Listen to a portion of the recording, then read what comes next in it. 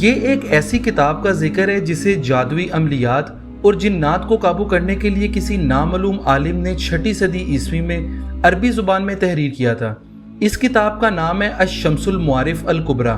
جادوئی عملیات کی دنیا میں پراسرار ترین حیثیت رکھنے والی یہ دنیا کی واحد کتاب ہے جو دنیا کے تمام خطوں میں متنازع ہے۔ اس کتاب کے بارے میں خیال کیا جاتا ہے کہ اس میں روحانی عملیات، جنات کو قابو کرنے اور دیگر بہت سے عملیات موجود ہیں، لیکن اس کی اصل حقیقت سے وہی لوگ واقف ہیں جو یا تو روحانی علوم کی معلومات رکھتے ہیں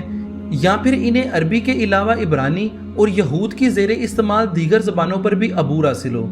اس کتاب کے حوالے سے پائے جانے والی معلومات کے مطابق جو بھی اس کتاب کو پڑھنے کی کوشش کرتا ہے یا تو وہ مجنون ہو جاتا ہے یا پھر جنات اس پر حاوی ہو جاتے ہیں، اور وہ اس لیے کہ اس کتاب کے ذریعے کوئی بھی عام شخص انتہائی آسانی سے جنات کو اپنے قابو میں کر سکتا ہے۔ اسی لیے جنات اس کتاب کی حفاظت کرتے ہیں تاکہ کوئی بھی اسے پڑھ نہ سکے۔